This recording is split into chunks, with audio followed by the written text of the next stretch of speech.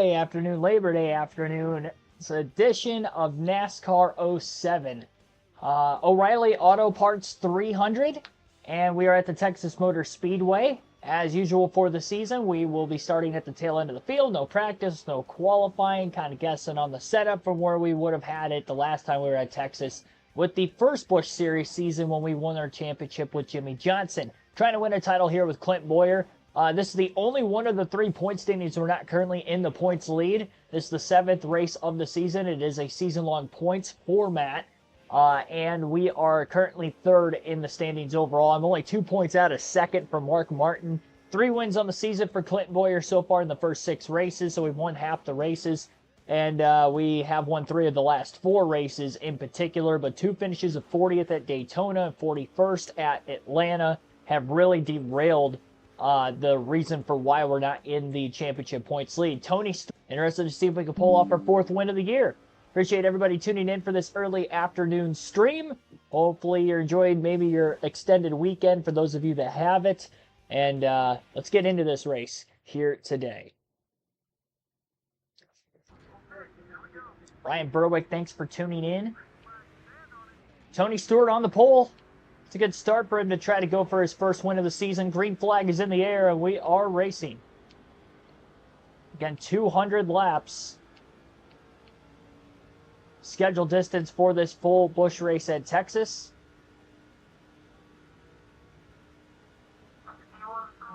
Greg Biffle, Elliott Sadler, a couple of the bigger dogs starting at the back of the pack as well. Jeremy Mayfield.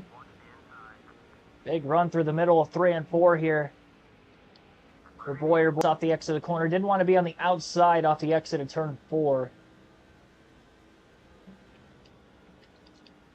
Try to pick his way through the field as best as he can. Ryan Newman to the lead. Lap 2.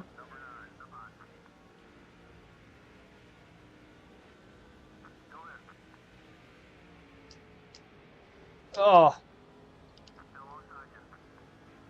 Little contact there with the 9 of Mayfield. Got a little tight getting into turn 3. And that pass was not made either.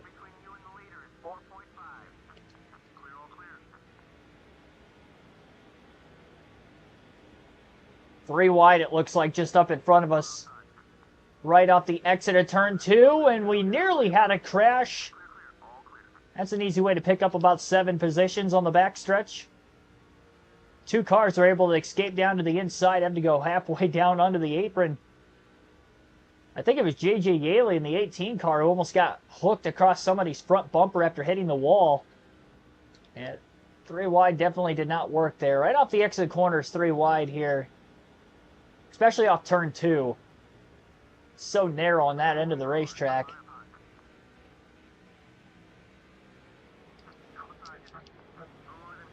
BG Clips, thanks for tuning in. Also, oh, geez, so sorry.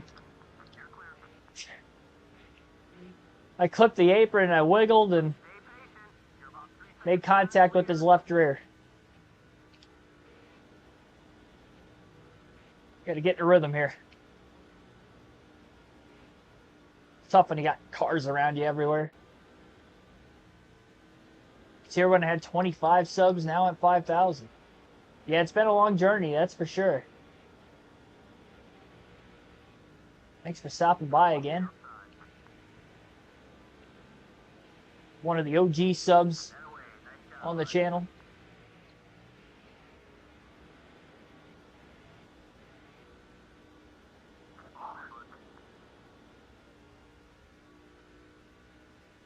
Wade Slinsky, thanks for tuning in.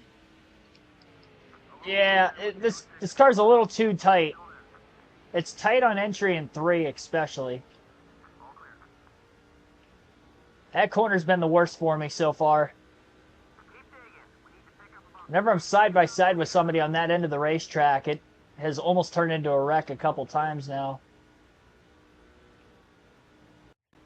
It feels fine in turns 1 and 2. Honestly, it feels like there's speed in it. But turn 3, that's my trouble spot right now. And it's only on entry and 3 because it's fine middle off. I'm just going to have to pick and choose exactly where I'm going to be able to make my passes. 3 wide down into turn 1. One of those things, if I can't clear a car before I get into turn 3, probably best that I just don't try to make the pass on them. Oh boy, they stacked up right in front of me. Somebody had to lift more than they were expecting going into the corner. Oh my gosh, I did not realize he was going to be there. I just absolutely killed Reed Sorensen.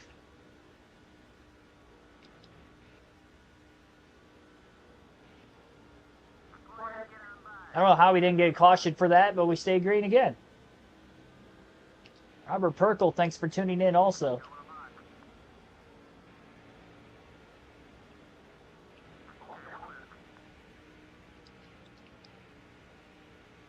I understand that. It's hard not to wobble, all right?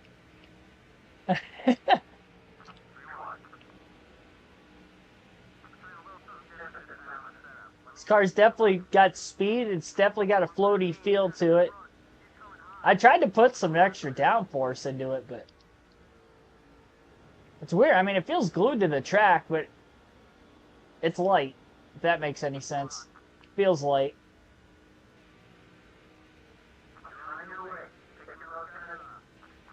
Trying.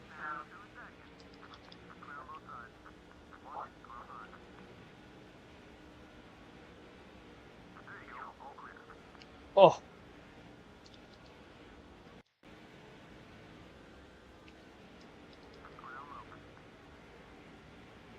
I don't like this. Oh, I really don't like this. They're 3 wide right in front of us. Oh! Oh!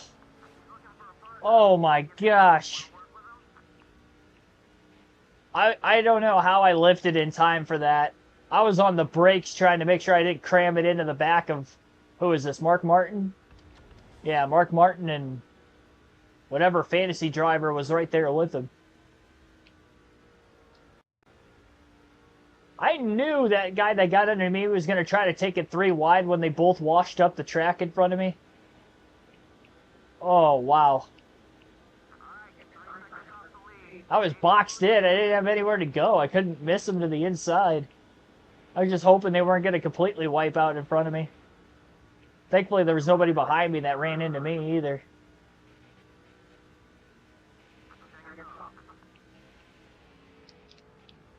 Oh, it got tight through turn 3 again. Just barely stayed away from that 6 car's left side.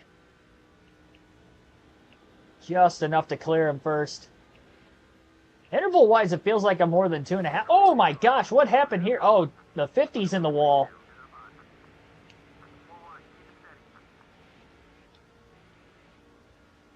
'50 car got up against the wall. I was wondering why Casey Mears just hit the brakes all of a sudden. There's so much happening in these first 14 laps. My goodness.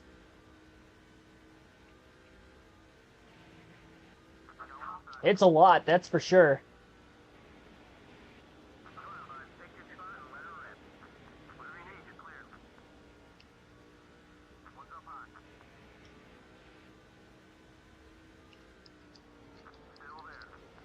At my favorite? What does that mean? Buddy's Pizza? I don't know. I don't know what you're implying by my favorite is.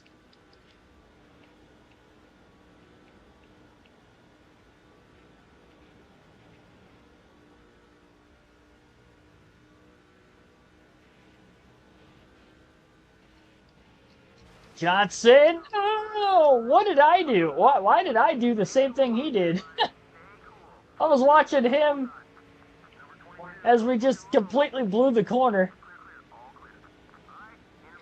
That was a mirror image right there.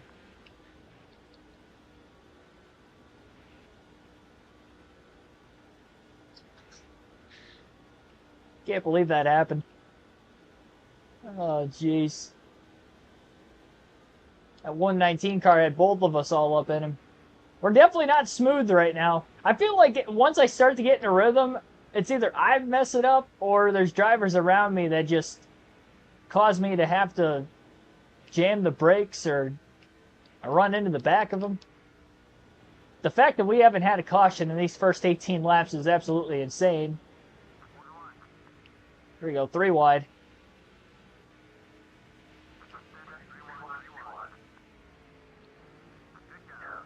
I was way out of the gas getting into 3. I wanted to make sure I wasn't going to wash up into him.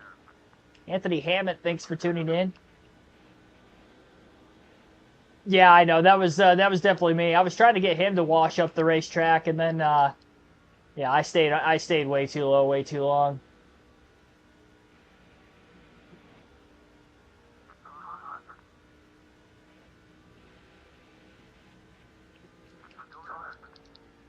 There's a trick where you can kind of get them to, if they try to block like that on the backstretch, they'll do exactly as they did, but I did the same thing.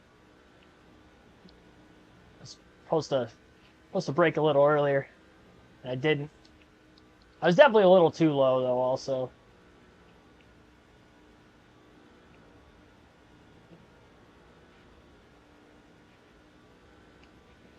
All right. Well, Tony Stewart's pulling away right now. I mean, there's nobody in his vicinity.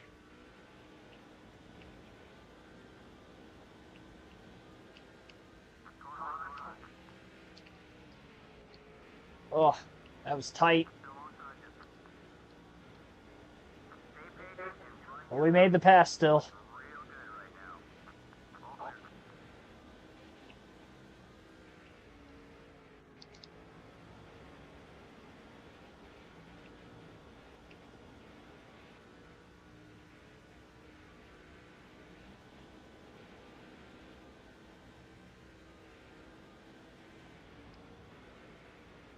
Trying to find a way around Mark Martin. Haven't been able to this point.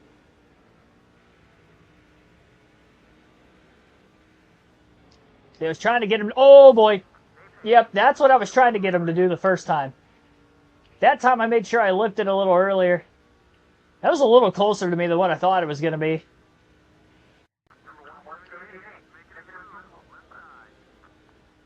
Still no caution. That time it was Martin and Earnhardt who got together. There's got to be so many cars riding around with quite a bit of damage right now. I would be shocked if we saw a debris caution before our first pit stop.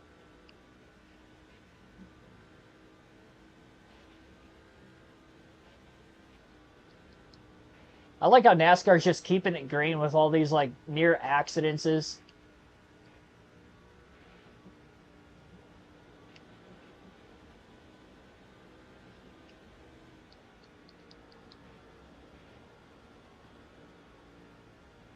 Yeah, Highline. Well, a lot of it, too, I know I've mentioned this before. In this day and age of NASCAR on the intermediate tracks, remember, a lot of these 1.5 miles were built around the late 90s, early 2000s. So in this, day and age, 2006, the track doesn't have much aging to it. So it was pretty much a bottom feeder racetrack for that reason. Like Kansas, oh my gosh. Still getting tight in turn 3, clearly. I was going to say was that like Kansas Speedway at the end of the Gen 6 era, around like 06, 07, you could run the outside there, and that was like one of the first 1.5 miles that you were able to move all the way up near the wall, because the track was aging a lot quicker there than what it was at a lot of these other racetracks with the progressive banking. And then once we got into the Car of Tomorrow era, you really started to see that a lot more. Like Michigan and several other tracks were starting to get to that point. Then by the Gen 6 years, Chicagoland still wasn't repaved from 2001 when it was built, so then that moved up. I mean, that's why Texas Motor Speedway, when it was reconfigured back in 2017, Kentucky Speedway, when it was reconfigured around the same year and repaved, that it was a bottom feeder racetrack for that reason. the line will just gradually move up because the inside is just so wore out. There's less bumps in the outer lane. There's more grip, even if it doesn't have necessarily progressive banking. And if it has progressive banking, then it just makes it that much quicker. On top of the fact that there's more grip. You carry more straightaway speed that way.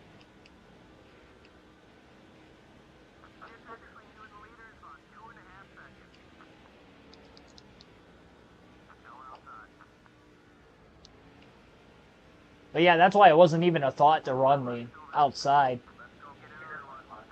I don't think anybody could have ever really imagined it would be used as much as it is like nowadays,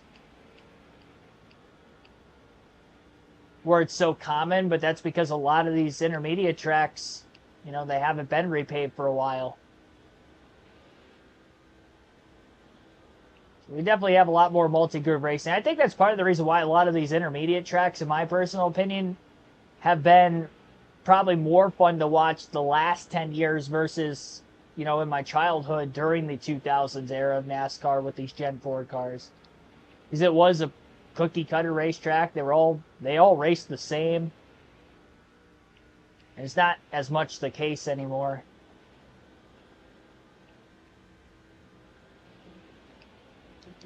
Alright, well, we made our way up to 7th. Early laps of this race.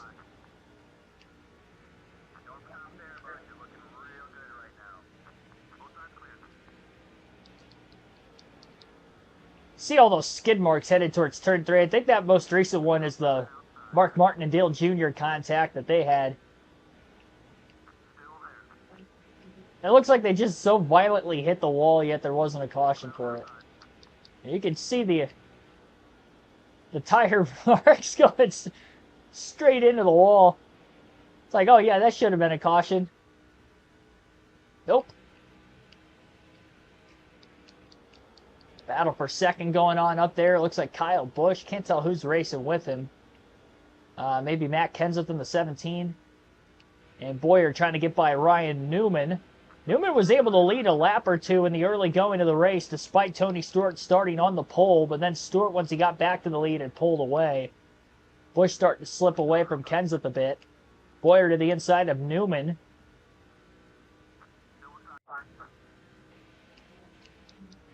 And Boyer's got the spot for 4th.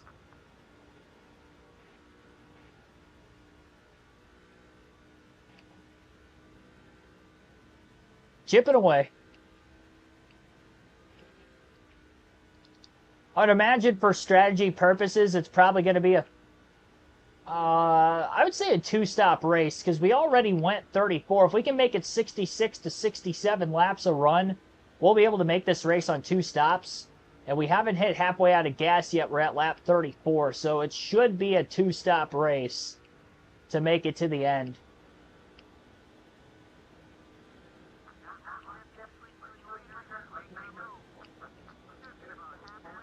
It's going to be close, but it is looking like a 2-stopper. I'm just going to stay to that strategy then, honestly. Whether we get cautions or not. If we get cautions, that just makes it more likely we can make it on 2 stops. Keep that track position, because that was wild trying to get through the field the first time. I don't want to risk getting in a wreck, because there were some close calls for sure. For the most part, this thing isn't damaged, so that's good.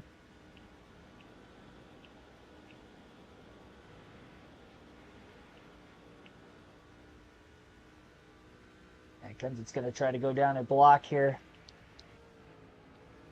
It's going to go up the racetrack. So does Boyer, but not as wide. Try to get Kenseth to overdrive it to make the pass for position. Boyer is not clear yet. Still side by side for 3rd.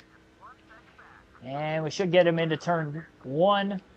This car's starting to free up a little bit more the longer the run goes. It's not as bad in turn 3 as it was real early in the run. So that's good. Busch is kind of running down Stewart here. Same for Boyer, obviously. Half a lane lower than Boyer. And a lower exit. I mean, you can just see how much more speed we were able to carry because of that.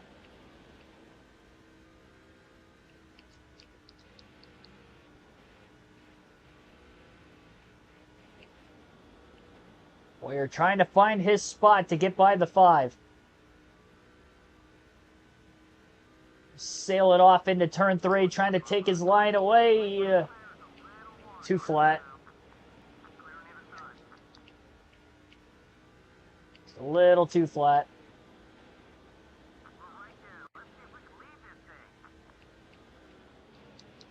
I think I can carry that kind of line into turn 1, but not in 3. It's just a sharper angle getting into the corner, too, than what it is on the front stretch. Front stretch, you got that D-shaped oval, so you're kind of going in at an angle.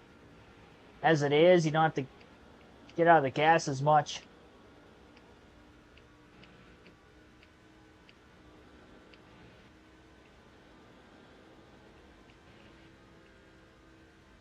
Well, gonna try it. Oh, boy, I just completely... I knocked him up into the fence, too. Busch still up against the wall, up turn 2. As he now loses the lead. Boyer sits behind Tony Stewart. I think I'm just going to be patient. I mean, if we stay green all the way through this race, we're looking at a fuel mileage race. Even though I think I'm on the good side of it, I'm just going to try to stay there. Try to make it to lap 67 before we pit. So I'm all right if Tony Stewart leads a bunch of laps here. I know he's the points leader. So if he leads the most laps, they're not really going to gain a lot of points on him. But we still got a long season to go, so I can just kind of hope that it's not going to be like last season where we're going to have to come from behind and hopefully we can just catch him in the middle portion at some point. We'll have a bad race at some time, you would have to imagine. And the fact that I have like I think I have like an 8.8 average finish and I'm still 138 points out of first. That's how strong of a start Stewart's had this season. We've won 3 races.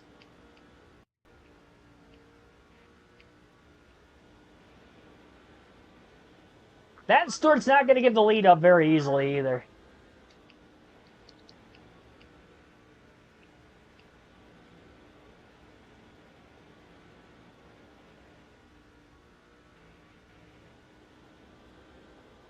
Able to see the game Saturday?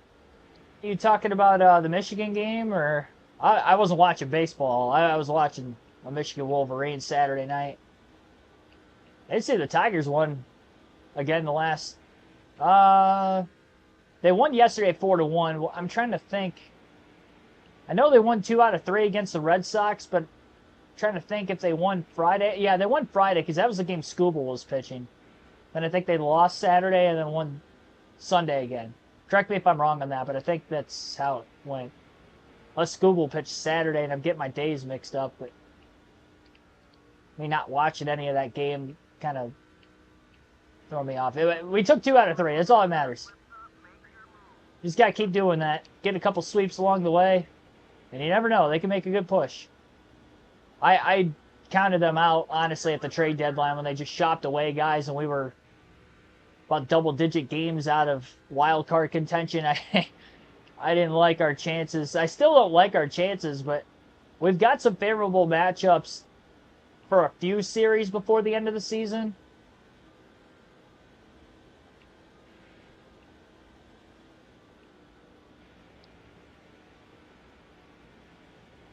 Lost Friday, Saturday, Sunday. Okay. Saturday, Sunday they won. Yeah, Saturday was a Scooble game then.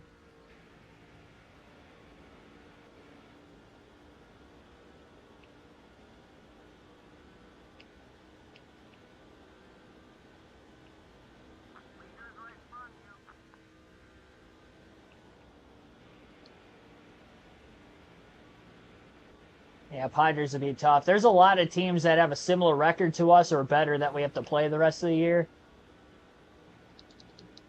Little tight off turn 2. I get tucked right on his back bumper and the thing shoves, so I want to try to keep my distance a little bit more than what I have. If you're wondering why I'm not trying to fight for the lead right now, working on trying to maybe save a little bit of gas so we can make this race on 2 stops. At least at this juncture of the race. Hopefully he pits before me and we can get a lap led at some point that way without having to just flat out pass him. That's what I'm hoping for, at least.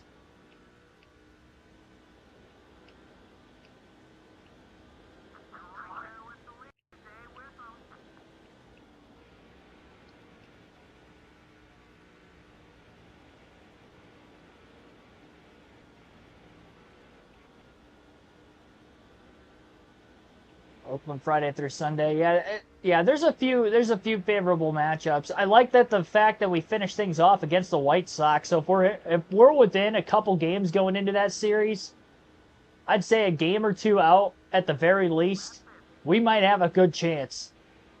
I also don't know who Kansas City plays the last week of the year if we have to fight for them for the final spot. Either them or Minnesota is what it's kind of looking like. As of right now, I mean, that could still change. We got a month left. But, yeah, we'll see. We'll see.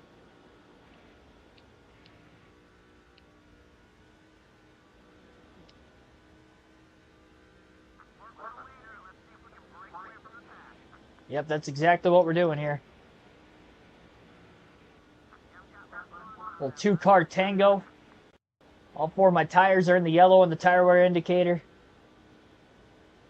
And we're pretty much going to have to take this to the very end of the fuel and tire stint the entire day today. So we're going to have to deal with this a few more times. To make this race on 2 stops. And I feel like we're forcing Tony Stewart to have to push harder. Plus, with him leading all these laps.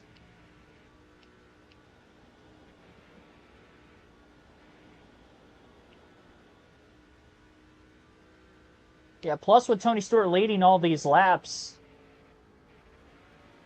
he's definitely in a situation where I would assume he can't draft off of anybody, so he's not saving fuel that way.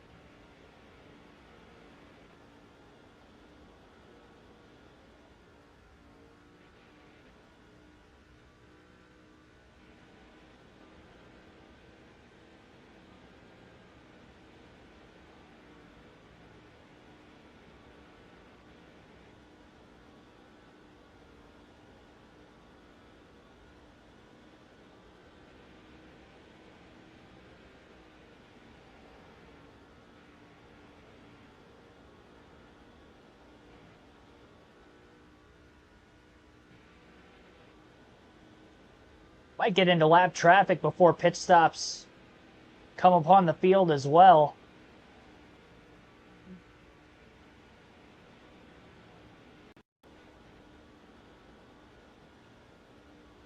It's the way things are looking, at least. Royals got the Nats and Braves. Is the Atlanta series then the final one? Are you talking about at the end of the season?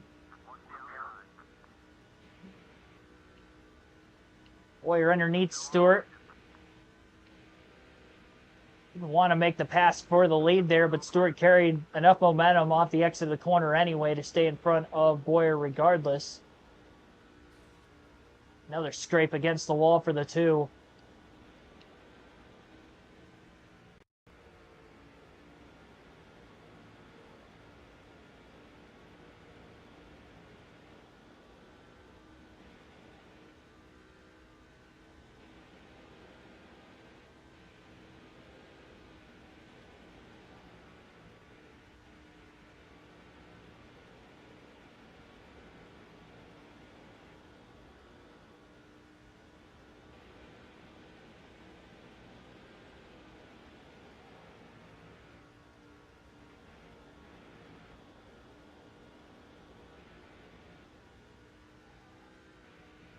Well, if they finish out against the Braves, and better for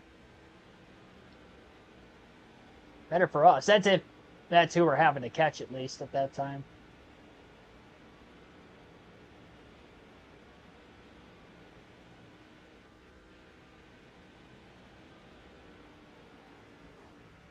Jeff Burton right at the very back of the pack.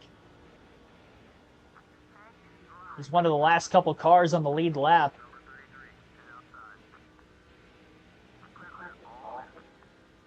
So Tony Stewart still remains in the race lead, obviously. Right in front of Clint Boyer. Lap traffic coming up. Couple of lappers right in front of the leaders.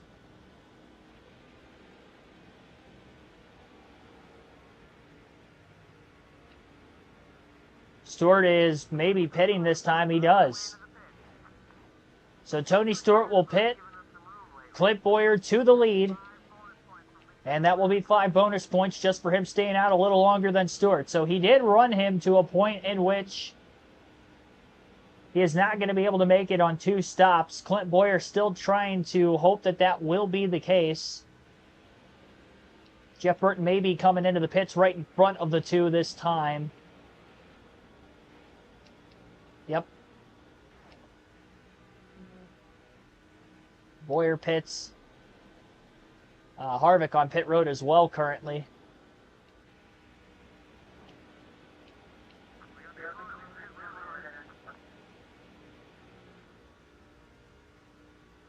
Boyer's going to lose time on the track to Tony Stewart by staying out longer. But again, Clint Boyer trying to put himself into a position to hopefully make this race on 1 less stop than the rest of the field. Or at least most of the field. We'll have to wait and see exactly how many cars might be on this same strategy. Because as of right now, we're not going to know until we get to lap 66, 67 to see that.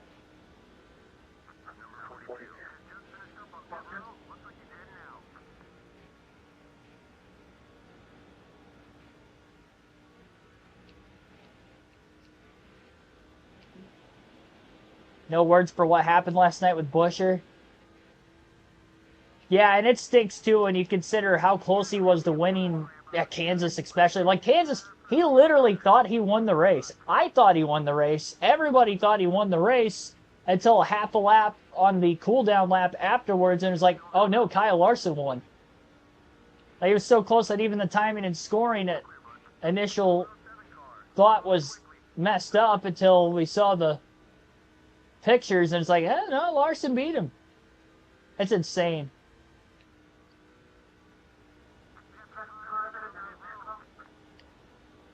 And then you flash forward to here, it's like, well, he really wished he thought he won that race at that point. Clint Boyer really trying to stretch this fuel tank out as far as he possibly can. It is going to be very close.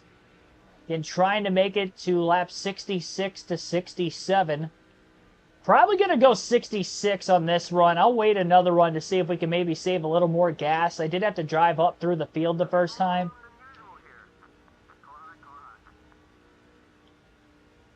Contact with Greg Biffle. Trying to squeeze underneath him.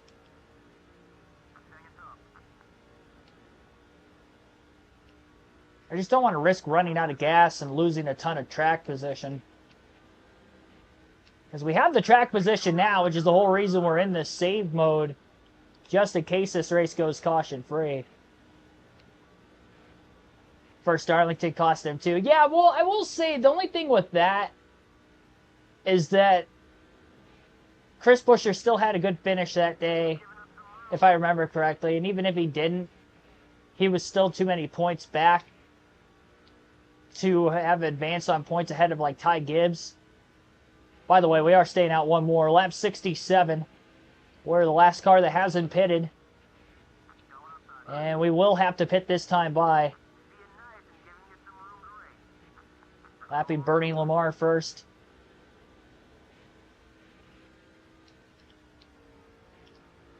Overdrove 3. I got to get back to the bottom because we got a pit here.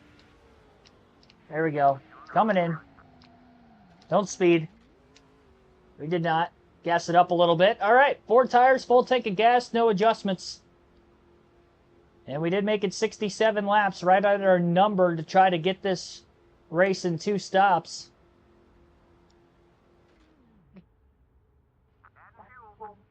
I just got to keep doing that again and again. Got to keep saving fuel. Saved just enough running behind Stewart when we caught him there. Uncle's a Cubs fan. He lives in Springfield. And even the Cubs have won a World Series before us, since us. I would have thought that would be said a long time ago. Same for the Red Sox, all those years they went without winning a championship. The White Sox had a long streak of not winning it up until the last couple decades.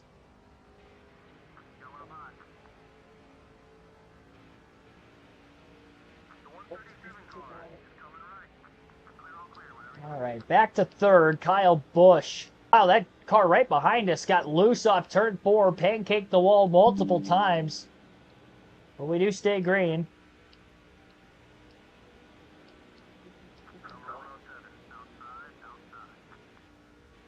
Boyer looking for second. Underneath Busch. Side by side, Boyer will contact. He's going to get by the 5. All clear for second off turn 4.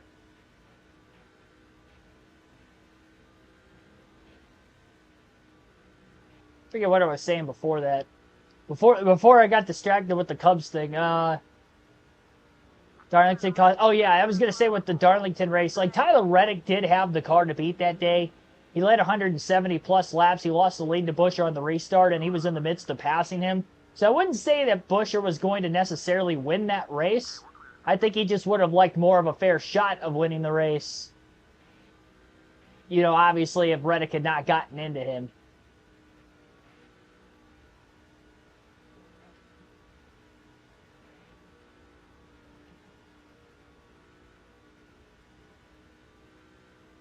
You know you're happy Stuart Haas got the win, still feel for Buescher. Hashtag sad night for Buescher Nation. Yeah, definitely not a good night to be a Buescher fan, that's for sure. And even an RFK fan since the rebrand, too, the fact that they only got one car in.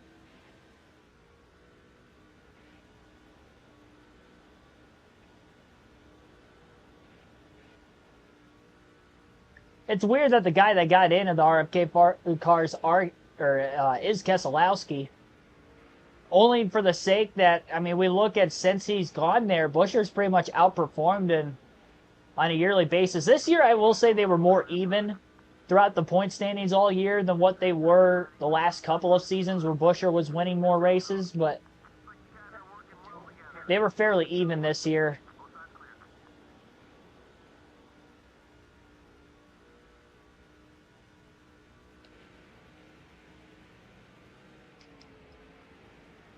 We are getting blocked by the lap car all the way down the backstretch.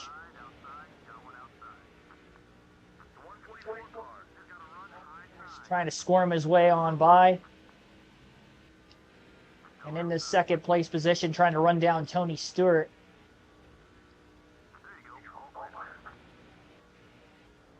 Don't do that. Don't do that.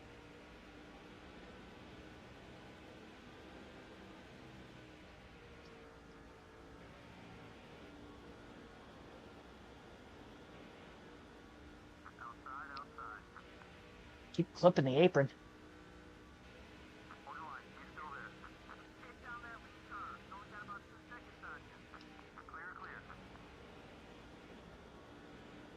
All right. This guy's starting to cost me quite a bit of time. Oh my gosh. I had to clip the wall. It's making it harder for myself.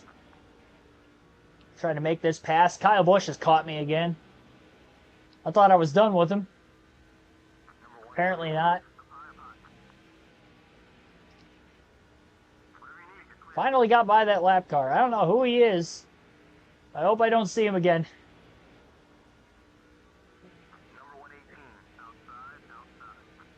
Diesel Farms, thanks for tuning in. Favorite NASCAR game? My favorite growing up was NASCAR 05, Chase for the Cup. That was my personal favorite growing up. It was the one I played the most.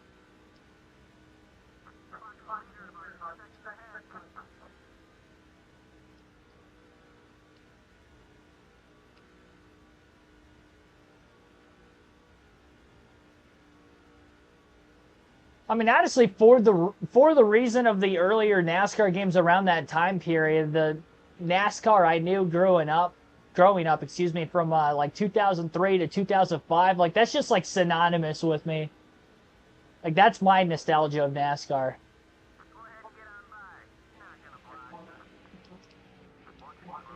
Oh, I just tagged Menard in a bad spot. He did kind of chop my nose off again, though. I'm not going to act like he didn't. Menard up the track with Boyer. Both cars against the wall. And a path to get through for the 2 and the 5. These lap cars, I'll tell you what, they have been a struggle for Boyer to get around in this race. He has done it.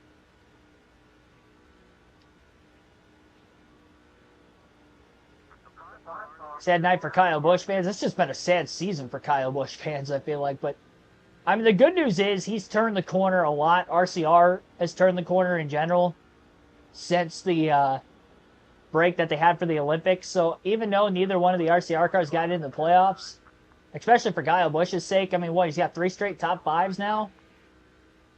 3 straight top 5s, back-to-back runner-ups. Like, if he keeps running like this, he's going to get a win before the season's up. And honestly, I wouldn't be surprised if he won at Atlanta next week with how close he was to winning there earlier this year. I mentioned pretty much all season, super speedways have been the best as a whole for RCR since Busch's tenure began at RCR. It's where one of his 3 wins there have come at Dega last year. They've had speed again on the super speedways. You look back at Daytona, he almost won that race again. And I mentioned if he was going to make the playoffs, it was going to be because he won Daytona. He finished second. So I do think that Atlanta's a very good chance for Kyle Busch to win this weekend.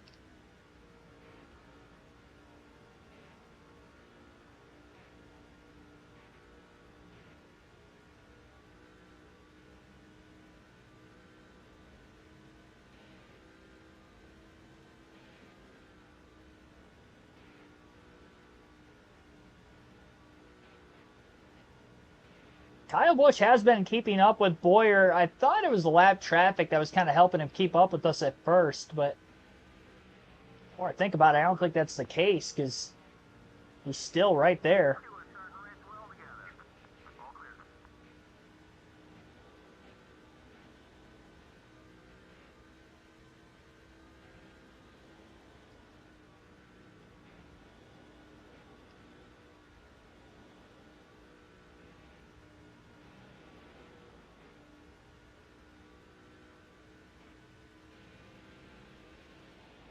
Yeah, it's 2 weeks in a row. So close to eating for free at Cheddar's.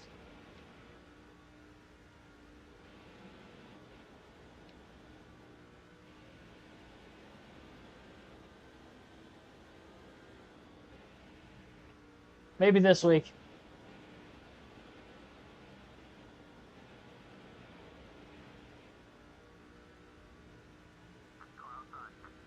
Yeah, I definitely didn't take advantage of that last year, the 3 times when I had the chance. I was like, he's off the hot start. I'm sure he'll win more races. Here we are, a year and a half later. Maybe I was wrong.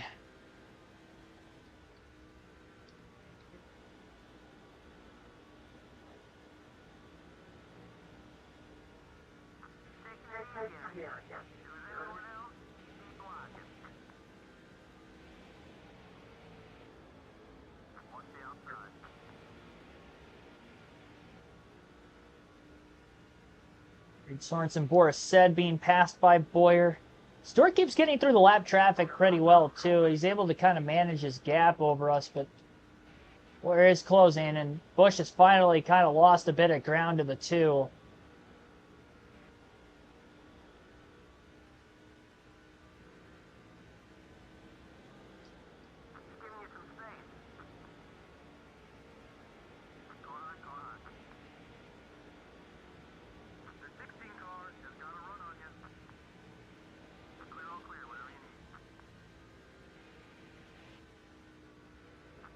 It's amazing, though. Stewart pitted 8 laps before us, and that was the difference in him being 2.8 seconds ahead and not At least it allowed for Boyer to finally lead some laps by staying out of the pits longer than Stewart, so he has secured 5 bonus points. And Tony's led right around 80 laps today, really, so we're not going to be able to dethrone him there for the most laps led. Unless he were to just, like, blow an engine sometime soon. But, yeah, I don't think that that's going to happen. So at this point, we just got to stay in it. Try to save a little gas now that we caught back up to him again. And hope we can make this race on just one more stop.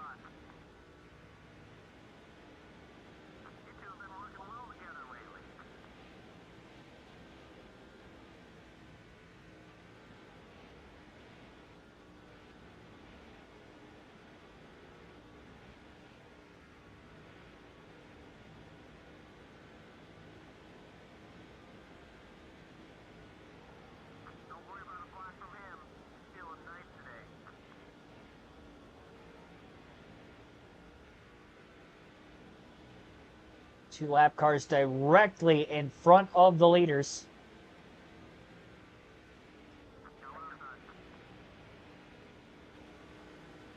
We alternate through our different camera angles for the first time in the race today.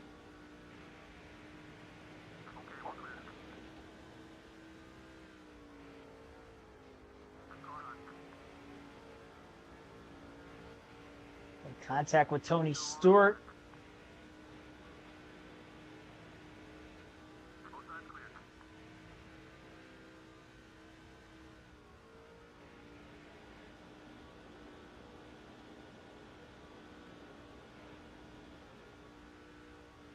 Staying in the draft behind him, trying to save gas. We made it to right at our number, 67 laps before pitting the first run.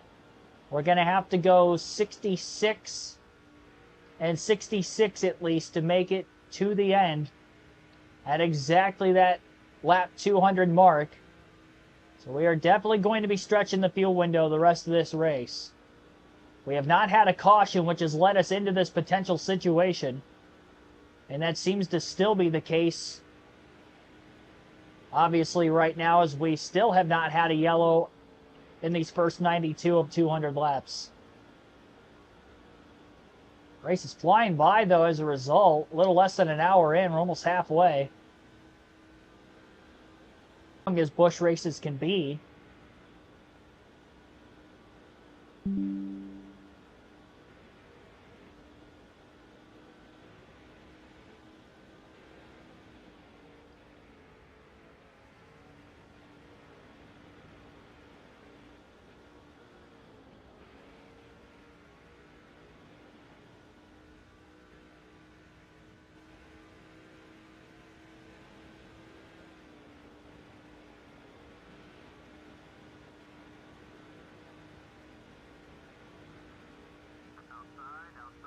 Big run on Todd Kluver off turn 2. Had to try to get underneath him when we had the chance there.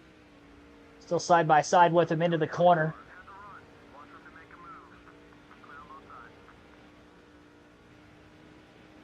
Kluver ended up in the wall off turn 4.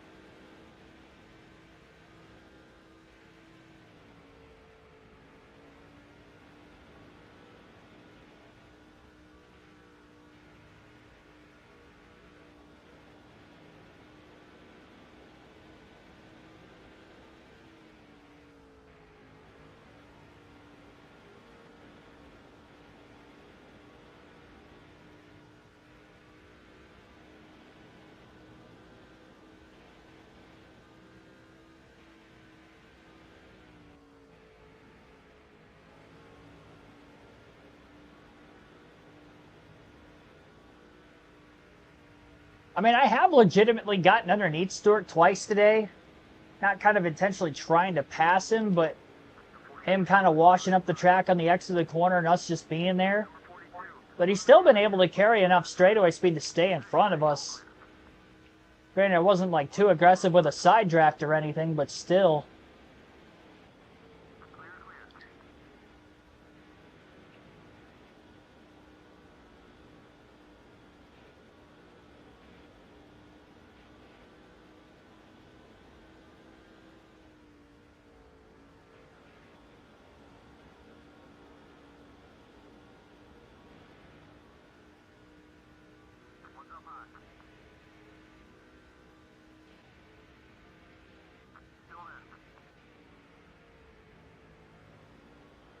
That time I let him go.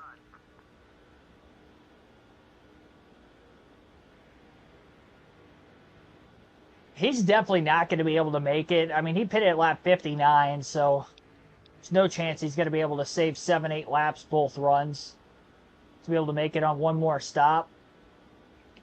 We're just going to, keep using him to our advantage, saving gas in the draft.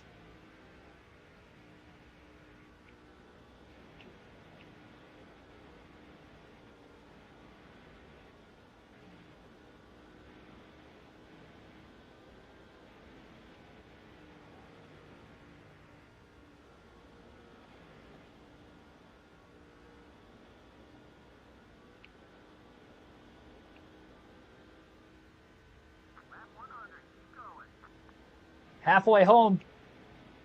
100 down, 100 to go.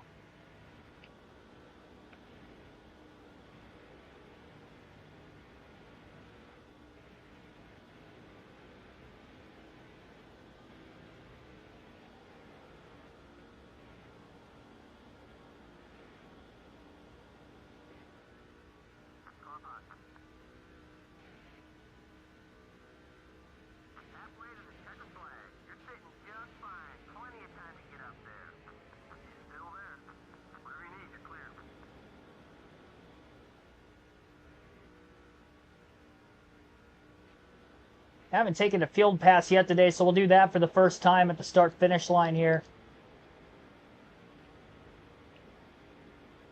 Sure where Kevin Harvick's at. We got somebody blowing up, fantasy driver. Second engine failure of the day. I actually didn't even see the first one. I just noticed somebody was on pit road. Swapped to Jeff Burton in the 21. We know he's a lap down. And currently Burton is in 39th.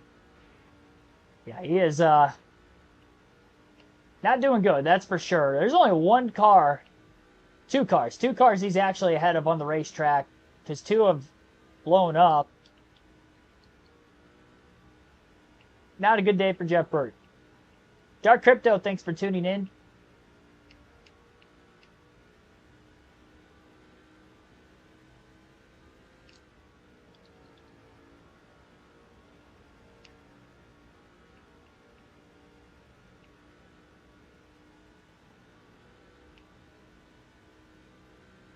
With Bubba Wallace, I mean, they got hot right after Chicago. After the Chicago race, they've pretty much been hot ever since, but just too late in the year. You run that kind of consistency all the way through the season, they would have been one of the couple guys that pointed their way in like a Truex or a Gibbs, but I'll tell you who's really lucky out of all this, too. Ty Gibbs.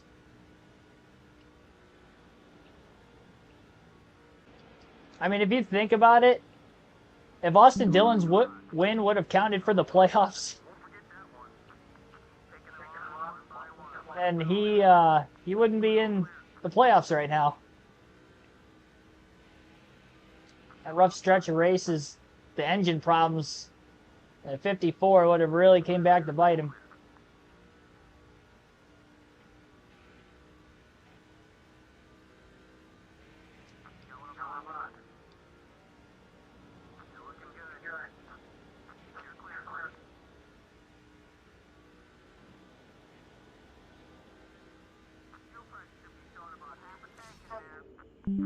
Swap back to Boyer right now.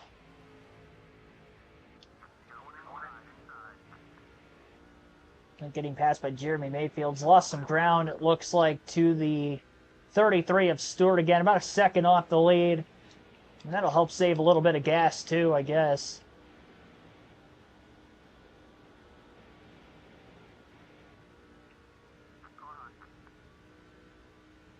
Michael Turner, thanks for tuning in. First time Busch is out of the playoffs since 2012.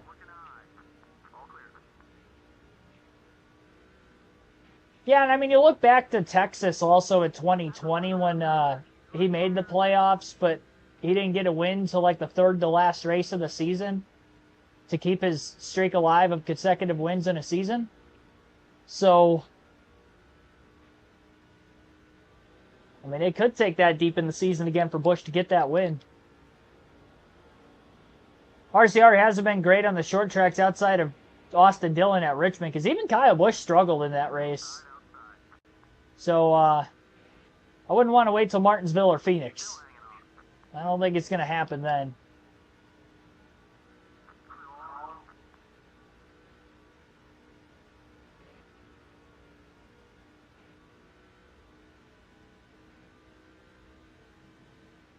Next Cup race on the game, Martinsville. And I'll be running that at some point the next few days, sometime Tuesday through Thursday. Not sure on exactly what days I'm running what races yet. I will have a post up in the community tab on the gaming schedule for Tuesday through Friday this week, but I'm not sure exactly what night I'm going to run that.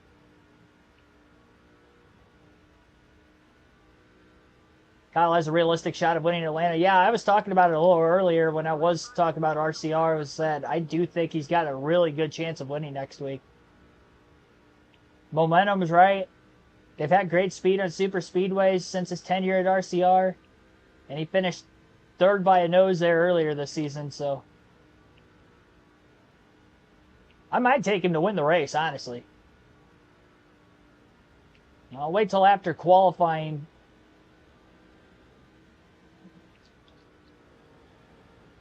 Yeah, I'm sure they want to get Kyle's win. Because even though Dillon didn't make the playoffs, at least he's gotten the win this year. I think RCR is going to be fully focused on trying to get Busch a win before the season's out. I got to plug all the resources into that 8 car.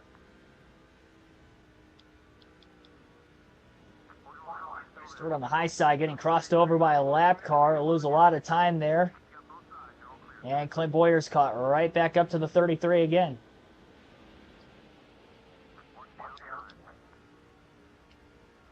Boyer going to use Earnhardt as a pick. Hasn't cleared the 8, but he did clear the 33. So Boyer to the lead. Stewart challenging back to the outside. We'll see if Boyer can get by the 8 car this time through 1 and 2. And he does.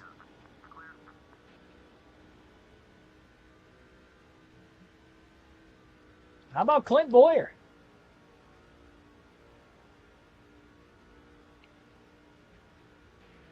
Yeah, I mean, Stewart was struggling to stay in front of Dale Jr., so I figured, all right, I could probably take the lead just for the hell of it now. I mean, I'd like to think we've saved enough gas for this run.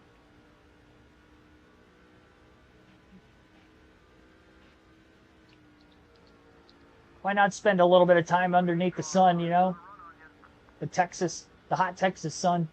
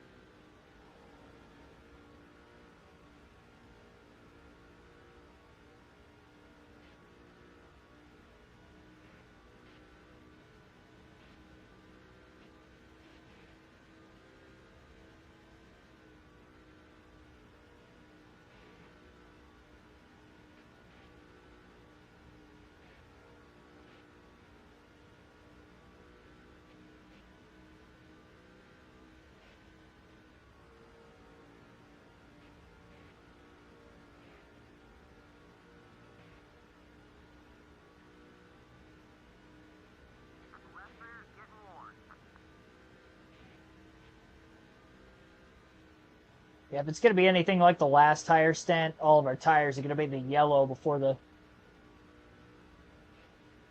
tire wear indicator flashes on us.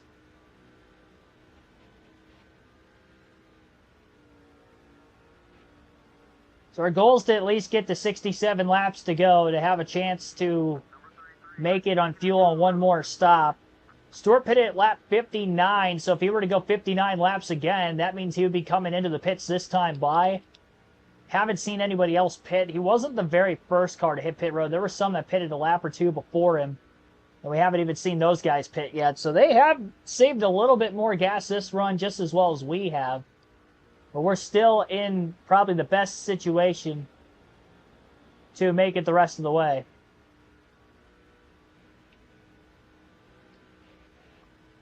Now is Stewart able to save gas behind the two of Boyer. As we have our first cars on the pit road for the second time in the race today.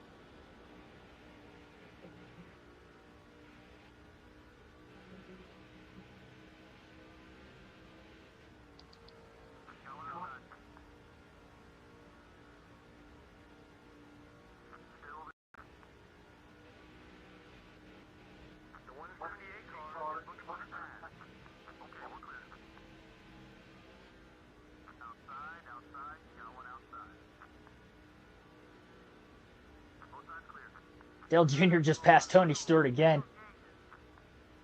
Stewart's got to be tired of this 8 car. He just used the slower lapper to pick him again.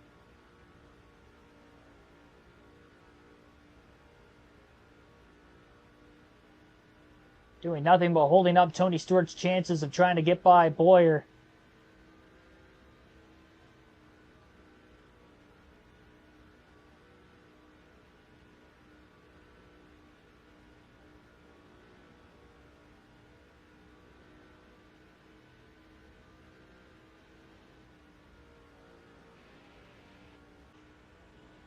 Trying to get him arrow loose. Didn't happen there.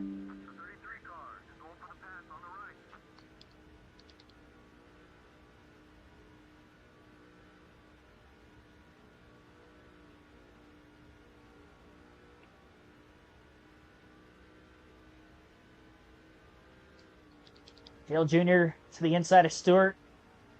This is the 3rd time Dale Jr. will pass Tony Stewart before Stewart has had a shot to get back to the lead on the 2 of Clint Boyer.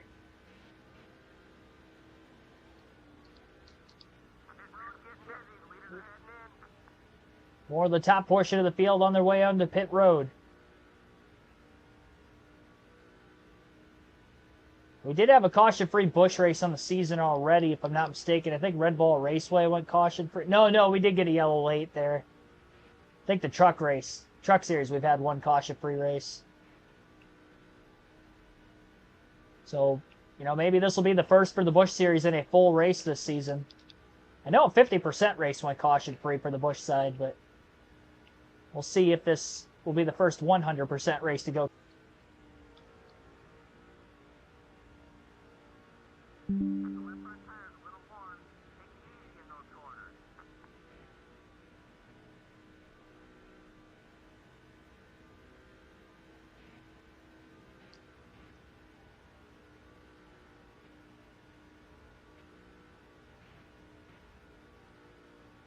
Still got to make it about 12 more laps, at least.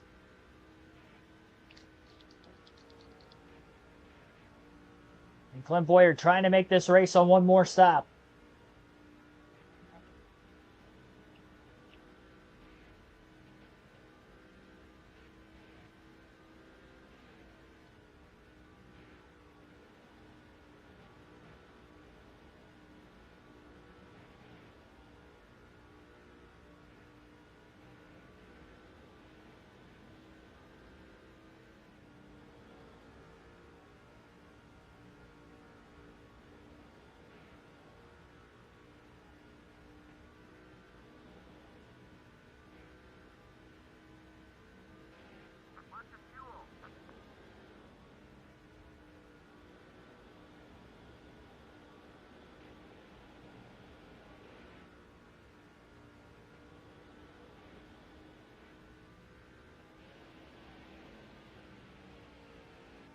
It looks like Boyer's going to be right on that number again.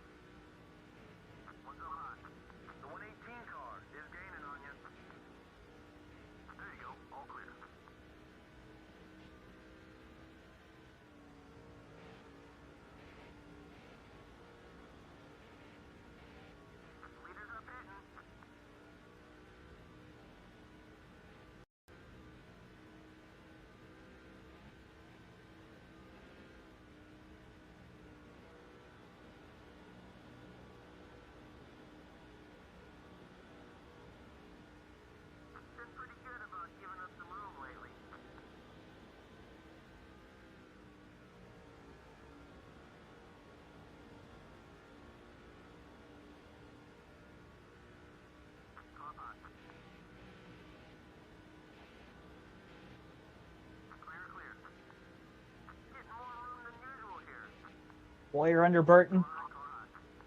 We'll have 70 laps to go this time by.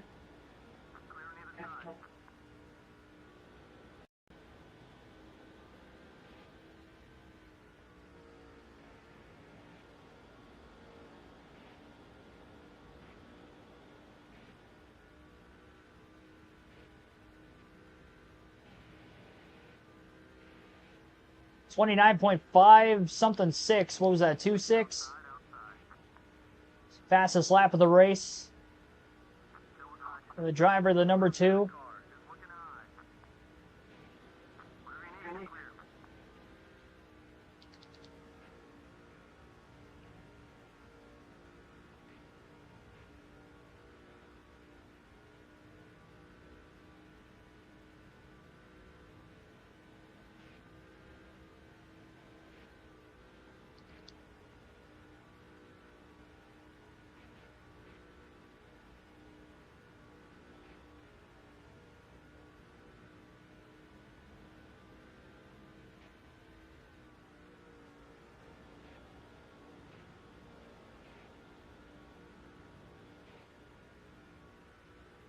Fuel tank flashing red right as Boyer was entering turn 3.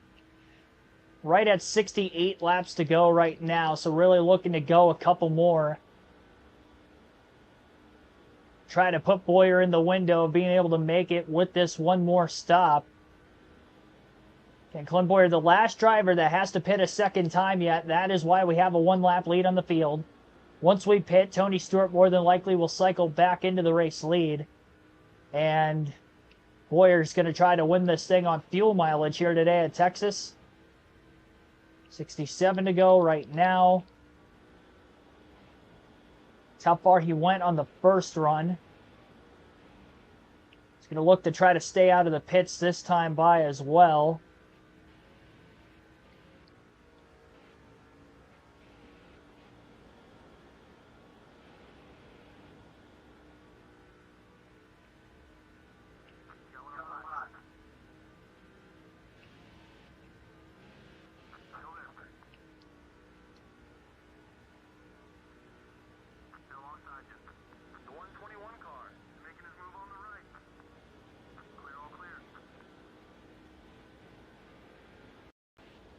Clint Boyer will pit this time. Means he'll have to go 65 laps on the final run of the race. Down to pit road, no speeding penalty there. Perfect pit road entry, 4 tires, full tank of gas, no adjustments for the number 2. Hopefully we have a clean stop as well.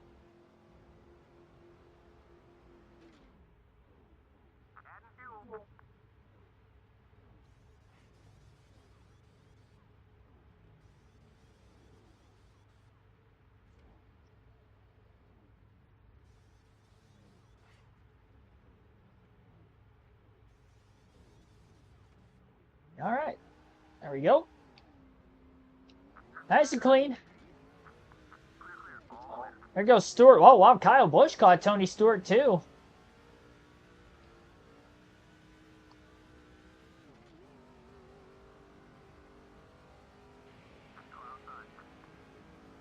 And I think Boyer's still going to be in third. But yeah, Kyle Busch has gained a lot of ground. In fact, he was able to catch Tony Stewart like that.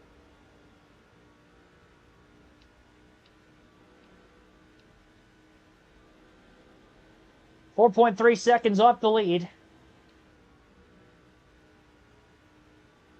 And Busch was like flat out battling that 33 car.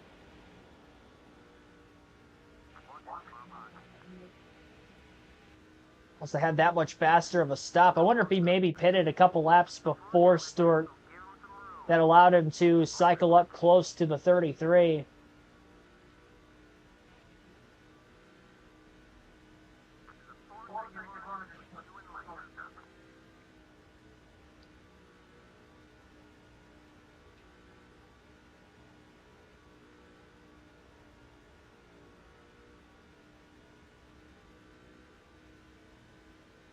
Well, Busch did take the lead, and I believe it's the first lap he's going to lead today at the start-finish line. So 5 bonus points for Kyle. One of the top 10 drivers in the point standings.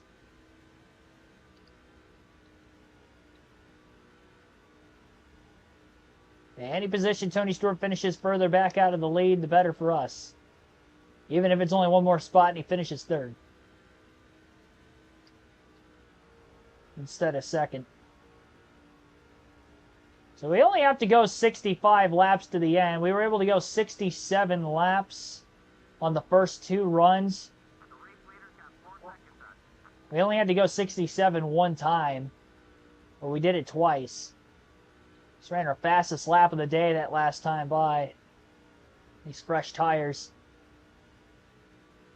And clean air.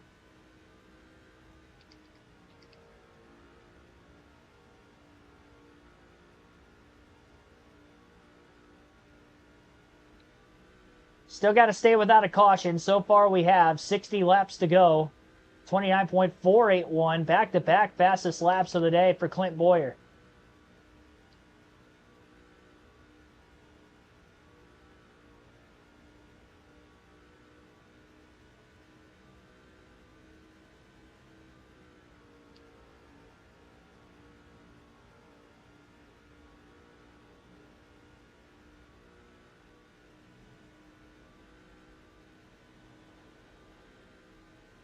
Make that 3.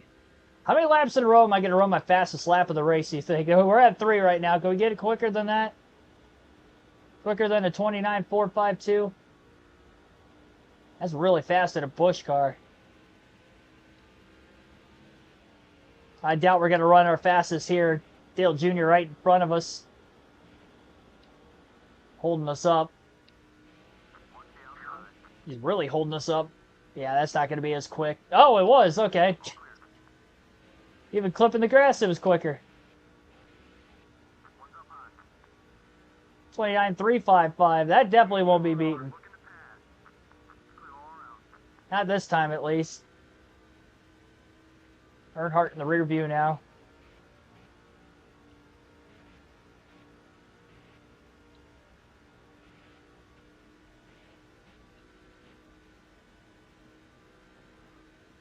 Yeah, back to 29.5. Over 2/10 slower than the lap before that.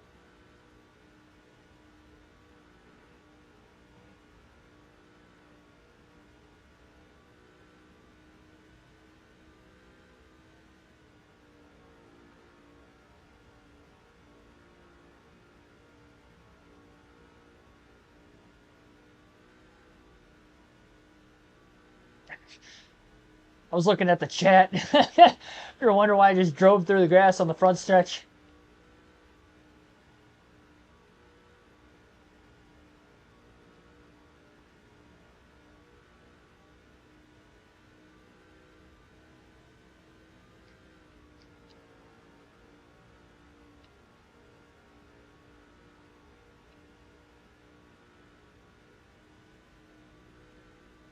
Looks like Kevin Harvick is a lap down as well. And we'll swap to Harvick at some point in time before the finish of this race. Imagine with around 20 or less laps to go in the race is when we'll see everybody pit for the final time. Clint Boyer should have enough fuel to make it to the end. Should.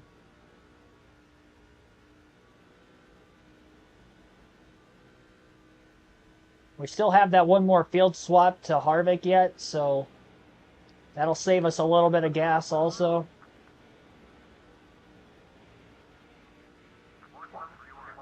Three wide. That was a very low exit off turn 2. But it gripped up. Made for the quickest pass to get by both of those cars. Both running wide. Oh, contact off turn 4. They were wide all the way through the center of the corner, and Harvick ended up in the wall. 53 laps to go. We stay green. Keep it green, NASCAR. Keep it green. They were keeping it green the first, 20 or so laps when it was just pandemonium everywhere. Cars bouncing off of other cars, so we could keep it green for that. Well, we've got this race won on fuel mileage, I think, so one caution would just derail that, because then they could all pit and be good. We'll definitely have to pit too, just to be on the same fresh tires. That'd be the only way I'm pitting again.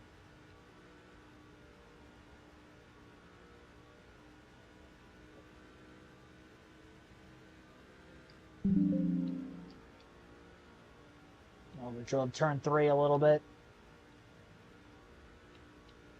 Still gripped up in the center of the corner. Got tight on entry. I've learned to back turn 3 up quite a bit more, because it was very tight early in the race when I was in the heavy traffic, and it hasn't really been as tight since that very first run. I haven't made any adjustments either. 51 to go. I'm going to pause it for a quick second, go throw this laptop on the charger, so give me 30 seconds. I'll be right back.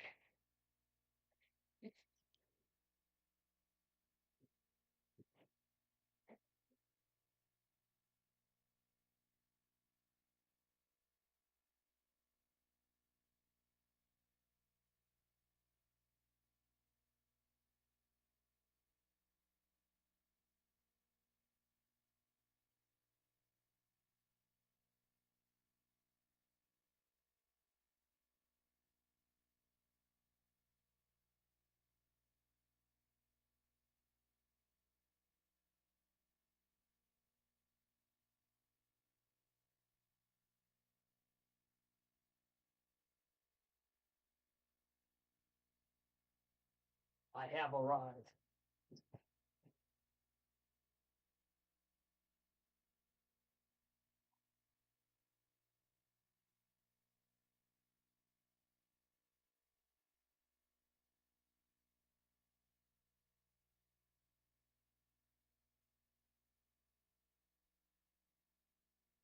One of these times I'm going to come back and my laptop's going to be dead.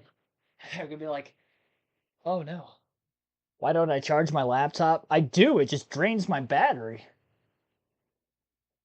It drains the battery streaming, man.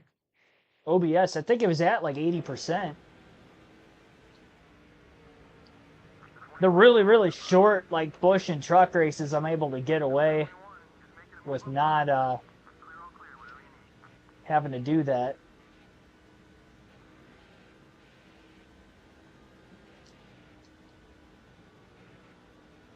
$50 to go.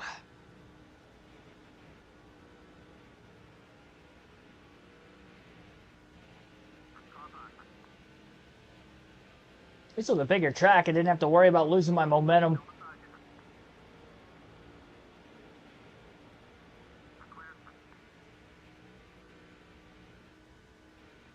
By pausing it for a little bit and then unpausing it.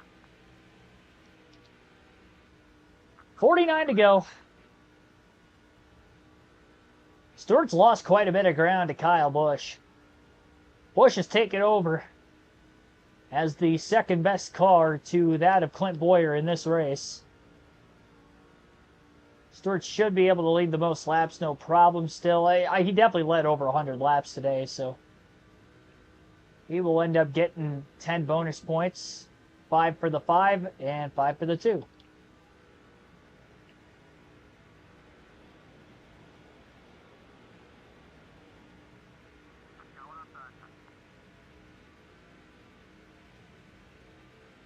He didn't deserve that.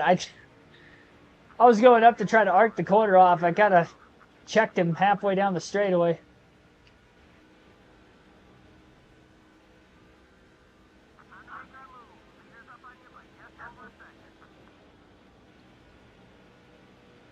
It could have been worse, I guess. Could have been like that. Try to stop making contact with people.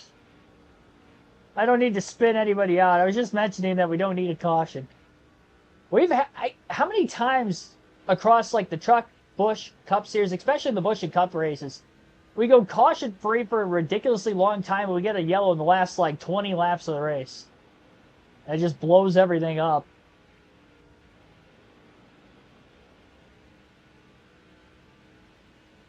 Stewart's going to fight for this second place spot right now. Boyer has not passed, well, he passed the 33 once today. Used the lap car as a pick earlier to do it. Now he's trying to pass him outright. And he got him cleanly.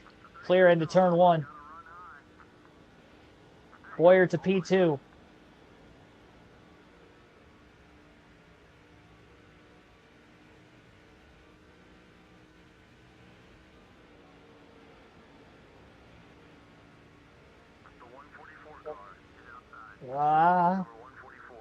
We're good. No contact, nothing major.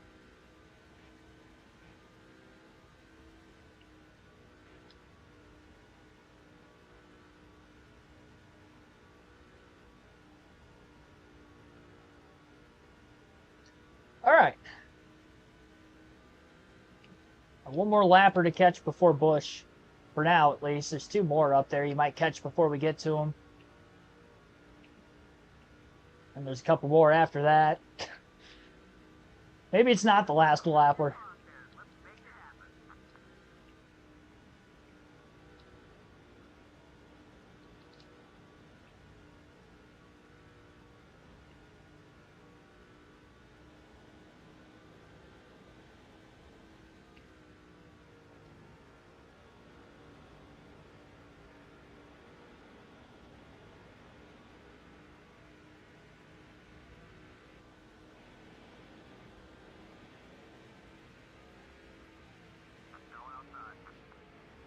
Oh, we got near trouble in turn 1. Last skid mark, some smoke.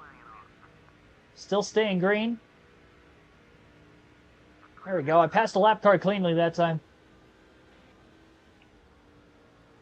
She didn't give me a lot of room to make the corner through turn 1 on entry either. I was getting pinched.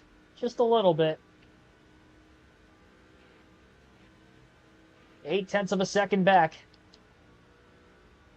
Yeah, he's definitely got to catch those lap cars. I wonder how much they might slow him up.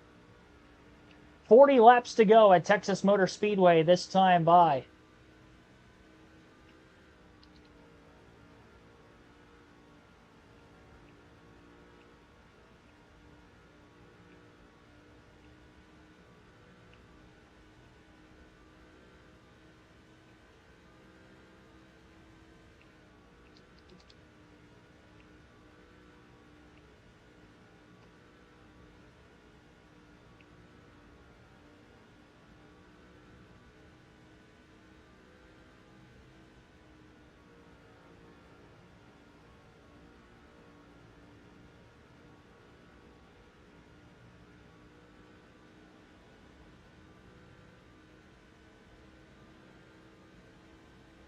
Oh, contact.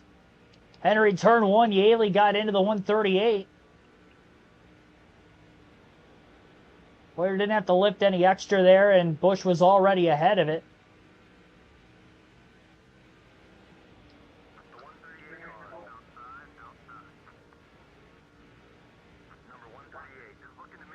Kurt Busch now in front of his brother Kyle.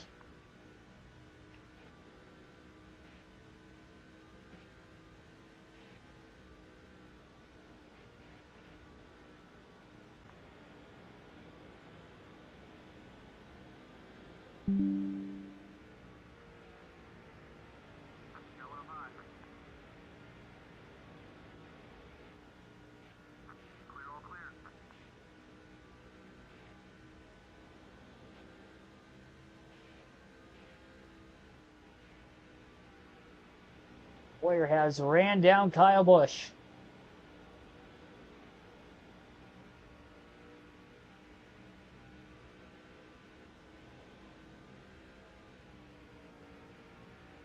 Alternate through our different camera angles one more time in the race. And then we'll do that final field pass with Kevin Harvick for about 4 laps immediately after. Save a little gas now running behind Busch just to ensure we can make it.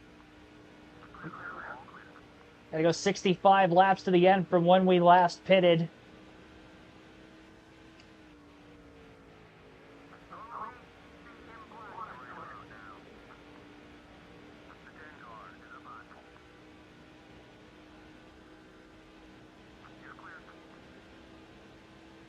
John Andretti just lost a lap. Might have been the second lap he's lost in the race.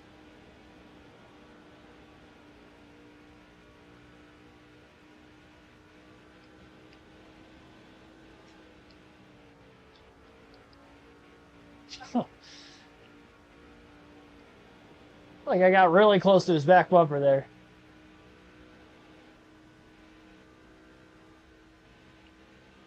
I slid up as he came down. That could have been disastrous if I was like actually there.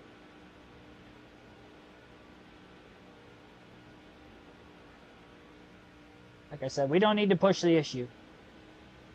Keep this thing green.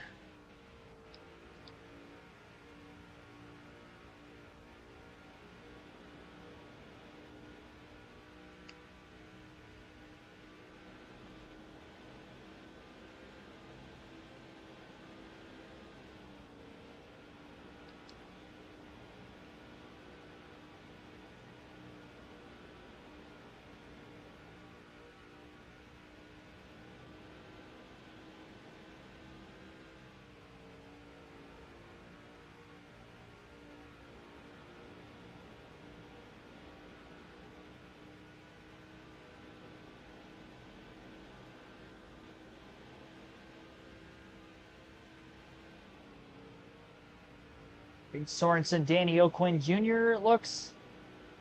They've definitely been lapped already. And now they're about to go a second lap down. See Kyle Busch and Clint Boyer. Side by side, right in front of the leaders. Halfway out of gas, 31 to go at the line.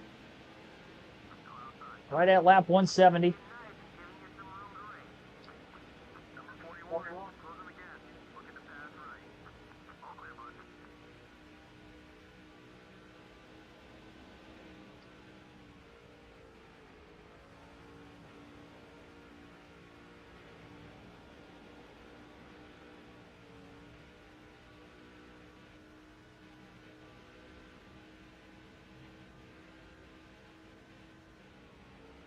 Car up against the wall, getting into turn one.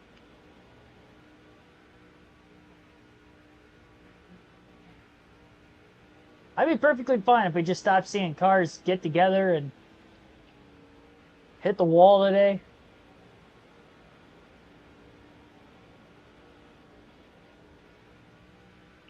Had several skid marks left on the racetrack for quite some time now. We don't need a yellow. Oh, Busch is sent. Did he save it? Is the next question. Caution. No, he didn't. Oh, yellow flag is out. Well, I don't know what happened. They all checked up, and Busch gets toppled over. Oh, there was the hit. Right to the hood. Hood of the race car. Aaron Crocker clipped him on the way down the track. Our first caution with 29 laps left. Something happened in front of us that Busch got way out of the gas. I can't pit for fuel or tires because yellow. We were already going to be about 2 laps to the good anyway. So we'll get to this restart. We should be the leader. Well, what a tough break here. Now the field's bunched together. We didn't need a caution. I mean, it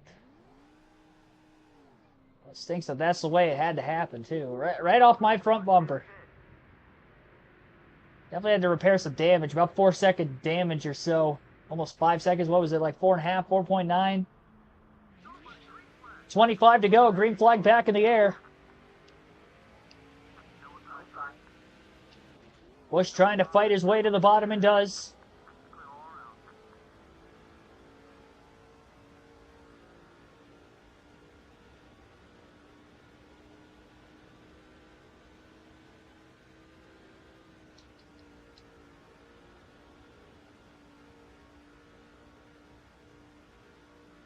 Mostly double file with so many cars a lap down that lined up to the inside of the lead lap cars.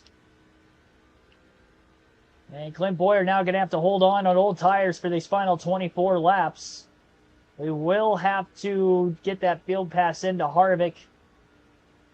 So we'll swap back to him at the start-finish line, this time by. There's one lap car that did get by Boyer on the restart, but that was it. Clearly holds on to the lead.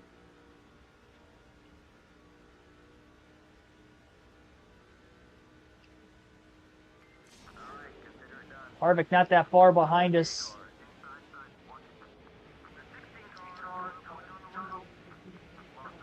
'16th is where Harvick runs position-wise on the racetrack. Stuck on the outside. Trying to escape by. Gets to the bottom.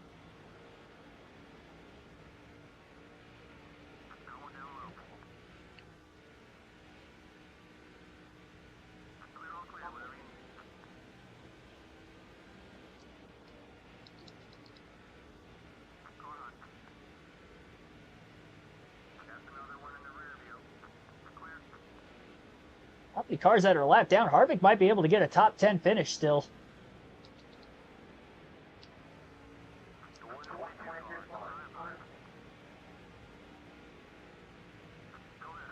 All these cars that have been racing around Boyer since the restart, all a lap down.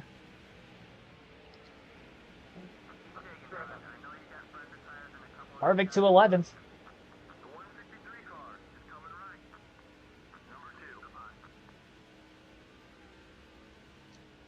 Now he'll unlap himself into turn 3. And that 10th place car would be the next one up ahead.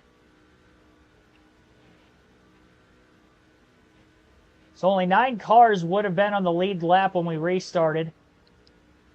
So we went 172 laps caution-free to start the race. Wonder if Busch is still in. Hopefully he's still in the race.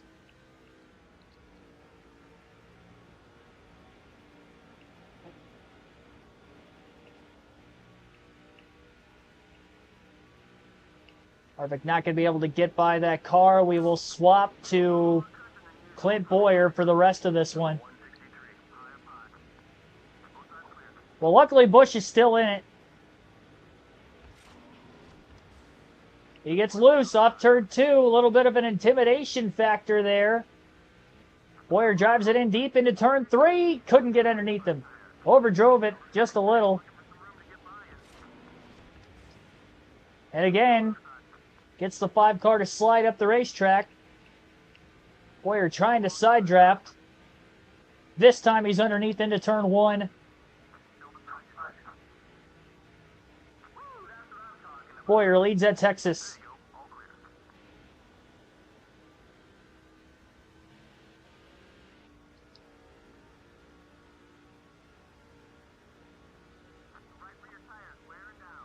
Just tuning in, we had a caution with 28 laps to go. Our first caution of the race has bunched the field up. 9 cars restarted on the lead lap. 2 of them got by the leaders to get back on the lead lap in front of us in 10th and 11th.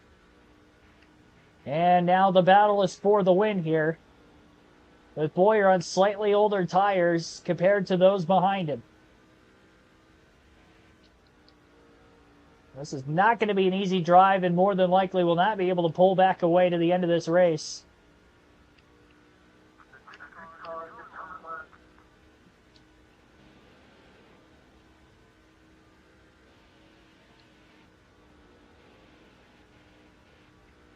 See how much it's kind of wiggling. It's definitely freeing up quite a bit.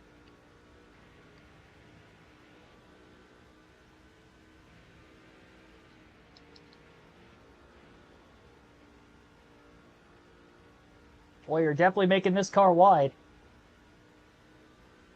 Still 15 laps to go around this 1.5 mile racetrack.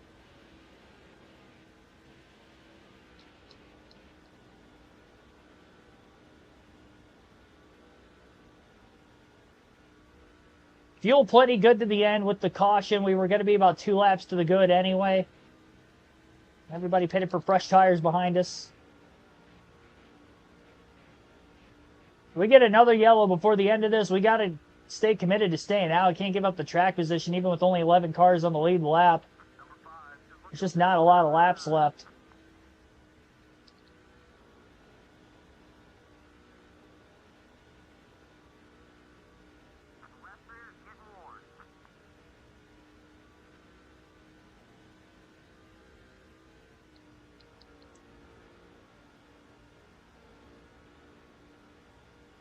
I think this is Kenseth.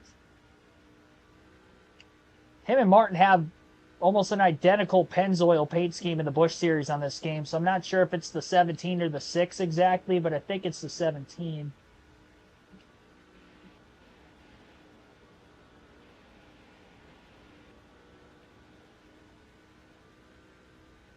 Won't know unless he gets alongside of us, and I don't want that to happen.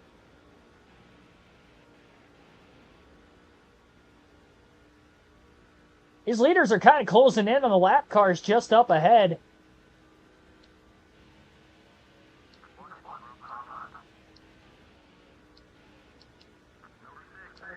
Kenseth was going to try to take to the outside that time, but Busch gets to his inside into 1 and 2, and that might cost him a spot.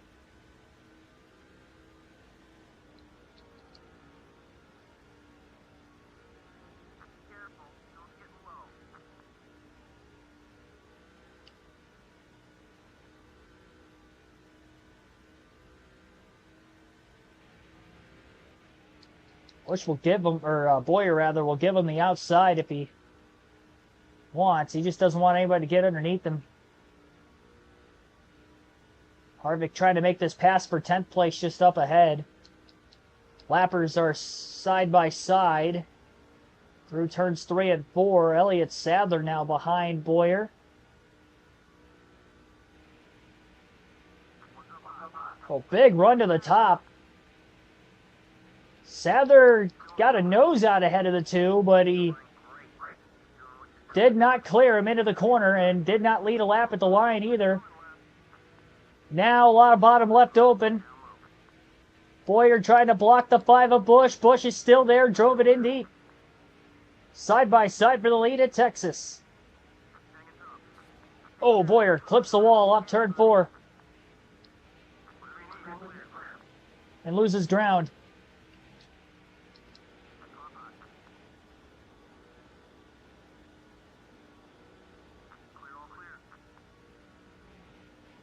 Busch isn't going to have any clean air, so that's not going to help him pull away despite having fresher tires. They are side by side right in front of him. Oh, he wiggled. And we ran right into him.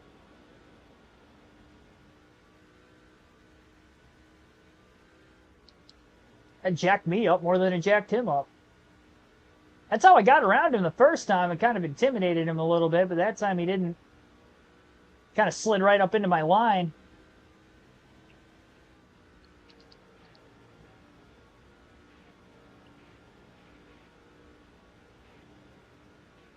Busch trying to win his 2nd race of the season. Side by side with Harvick still on the front stretch. That side draft slowing him down. Boyer underneath his teammate Harvick. Should make the quick pass on him and does. Still one lapper between the top 2 in the running order.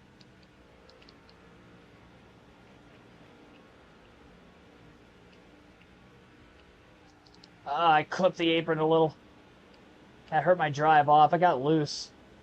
6 to go.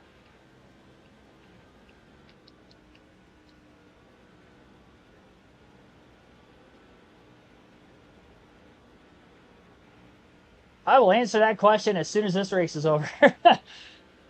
Now is not the time. Oh, boy.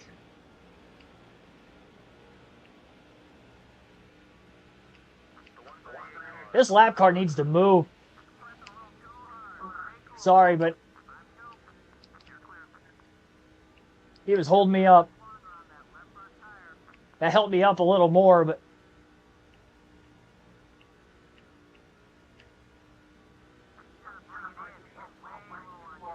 now we got to gain this ground back up again.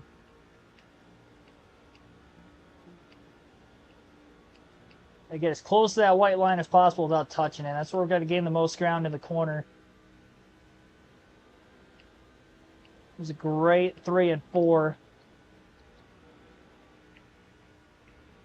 You can see he's running a lane off the bottom. Got him loose. Got to the back bumper.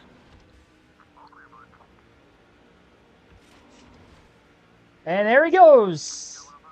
Up the hill, but Boyer not clear. Contact.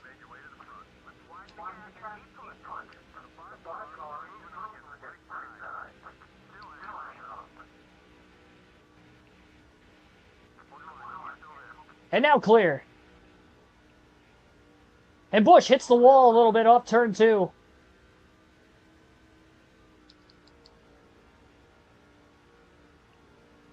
The race is on.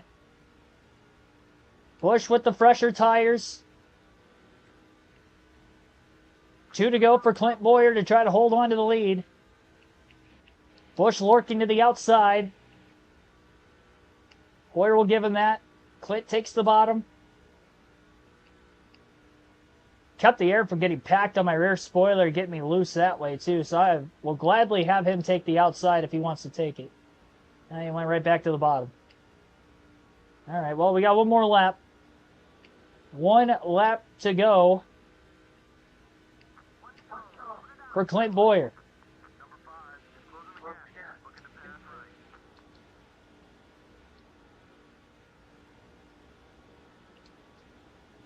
Off turn 2. Nose to tail. A block. Oh, Busch is there. No, he's not. Almost. He almost got underneath Clint Boyer, but Boyer's going to hold on to win it at Texas Motor Speedway. Let's go. He almost got there. That was close. I didn't leave much of a gap, but he tried to stick his nose in there, and he was just a little bit too far back. That caution made things way more interesting than they needed to be.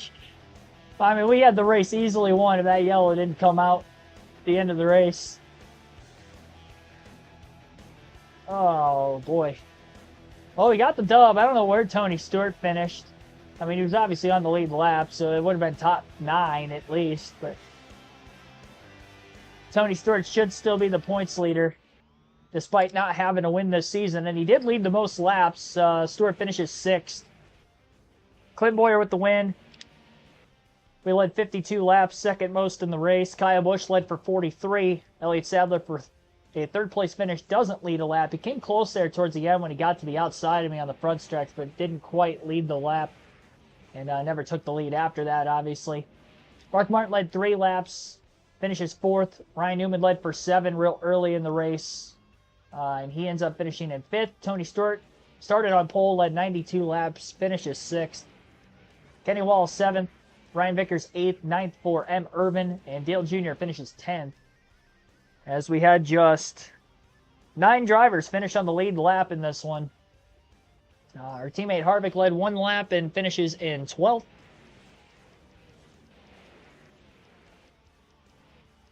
And Jeff Burton finished 28th, 2 laps down, which is still better than it looked like he was going to run in this race. He was like 39th, 40th most of the day.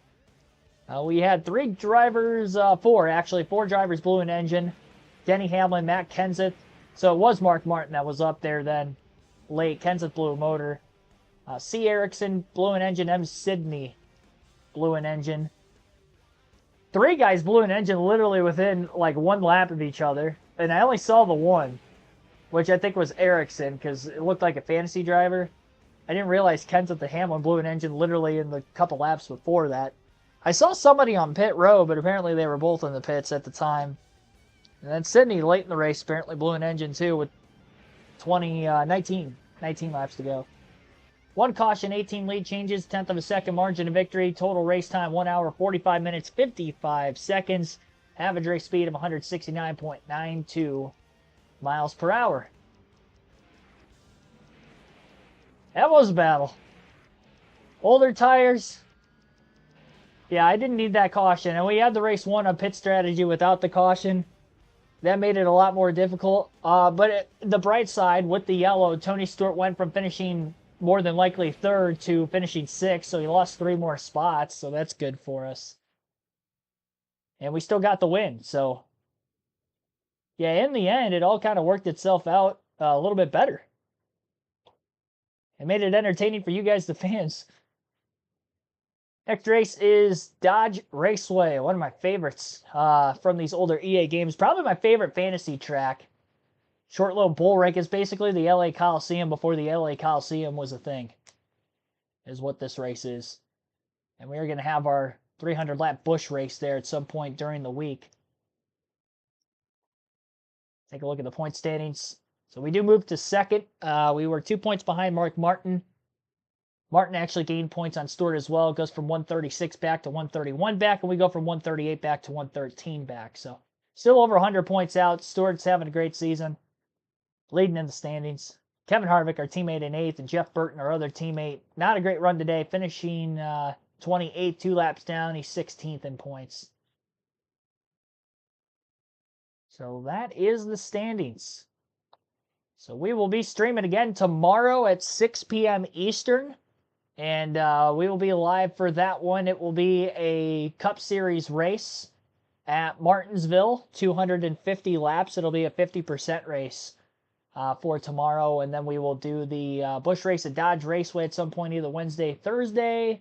Truck race somewhere in there at Dover, either Wednesday or Thursday as well. Probably have the Busch race on Wednesday, and then Thursday the truck race, if I had to guess. And that will be the next few days. So appreciate it. I'll put it up in the community tab at some point today as well. Thanks for watching, everybody. Also, I'll answer that question because I didn't get to it late in the race. If you're still watching Diesel Farms, as far as like realistic car behavior, I would like to say the PS2 or that generation. You know, like Xbox, PS2, just because the cars, for whatever, it's arcadey, but it still feels more realistic for some reason than the Heat games do.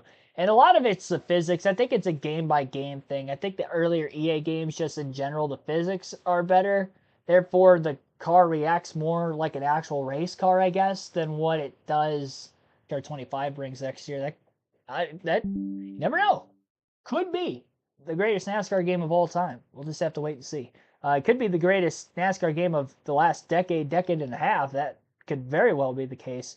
Don't want to overhype it because it is still the first game there, but having that many years to develop. I mean, look at what I don't have the game personally, but look at like the college football franchise coming back and announcing it like 2 years in advance and having 2 years to develop a game, and how good that has come out. A lot of fans seem to like it, so I would hope that that could be the same here for the next NASCAR game. But that'll be about this time next year it'll come out. Until then, we'll just keep playing, these older EA games. NASCAR 07, we'll move to 08 after we finish our seasons up here on 07 that we have currently going. Do it all over again. Appreciate it, everybody. Have a good rest of your Memorial Day. And I will see you back better than ever tomorrow. Have a good rest of your Monday, everyone.